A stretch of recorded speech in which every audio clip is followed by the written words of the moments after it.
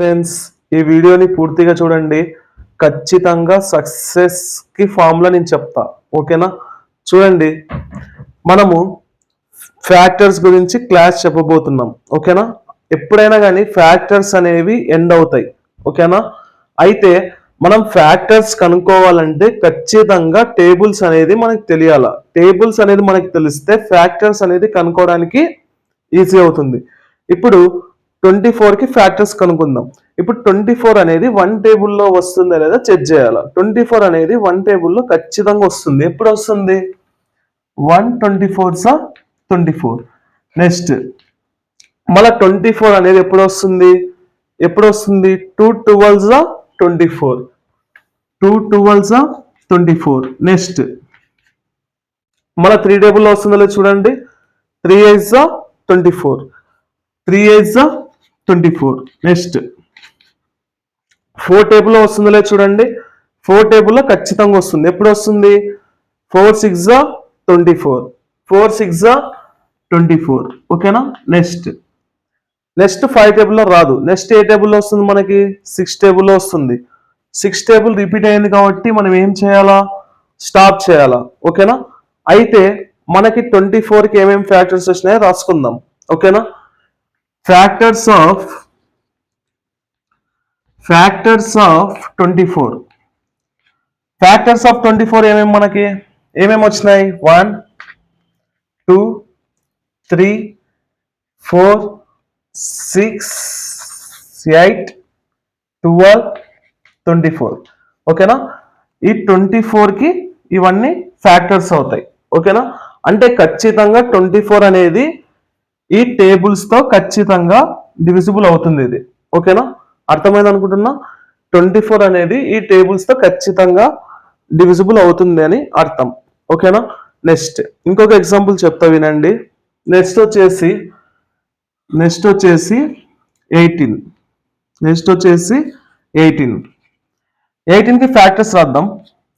నేను చెప్పిన టేబుల్స్ వస్తేనే ఫ్యాక్టర్స్ వస్తాయని. వన్ టేబుల్లో వస్తుందో లేదో చెక్ చేయండి. వన్ టేబుల్లో ఖచ్చితంగా వస్తుంది. ఎప్పుడు వస్తుంది?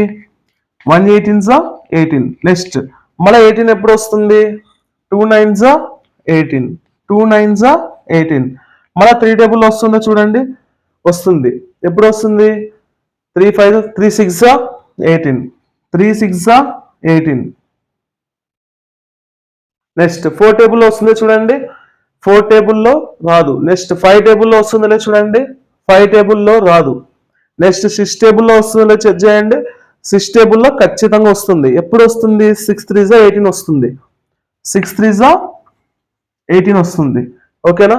నెక్స్ట్ అయితే 6 అనేది రిపీట్ అయింది కాబట్టి మనం ఏం చేయాలా? ఇక్కడికే స్టాప్ చేయాలా. అప్పుడు 18కి ఫ్యాక్టర్స్ ఏమేమి వచ్చినాయి? 1 2 3 6 9 18. అంటే అర్థం ఏమి? ఈ 18 అనేది ఎగ్జాక్ట్ గా 1 చేత డివిజిబుల్ అవుతుంది, 2 తో డివిజిబుల్ అవుతుంది, 3 తో డివిజిబుల్ అవుతుంది, 6 తో డివిజిబుల్ అవుతుంది, 9 తో డివిజిబుల్ అవుతుంది, 18 తో డివిజిబుల్ అవుతుంది, ఓకేనా ఫ్రెండ్స్? అయితే మీకు ఒక టాస్క్ ఇస్తా. ఆ టాస్క్ ఏమంటే 48కి ఫ్యాక్టర్స్ మీరే కనుక్కోండి, ఓకేనా? 48కి ఫ్యాక్టర్స్ మీరే కనుక్కోండి. కామెంట్ బాక్స్ లో రాయండి. అది కరెక్టా కాదా నేను చెక్ చేసి నేను మీకు చెప్తా, ఓకేనా ఫ్రెండ్స్? ఇప్పుడు నేను సక్సెస్ కి ఒక ఫార్ములా చెప్తా అన్నా కదా. సక్సెస్ కి ఫార్ములా అంటే ఏం లేదు. జస్ట్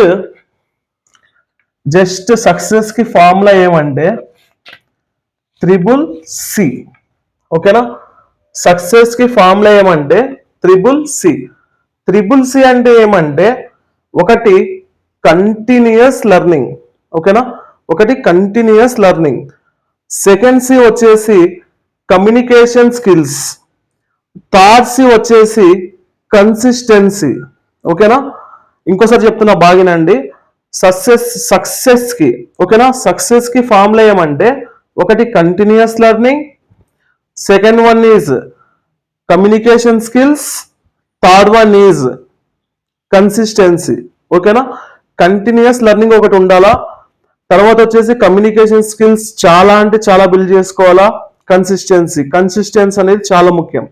మనం ఏదైతే పని చేస్తున్నామో అది కన్సిస్టెన్సీగా చేయాలా. ఓకేనా? ఆ కన్సిస్టెన్సీగా చేస్తే ఏమవుతుందంటే అది హ్యాబిట్గా మారుతుంది.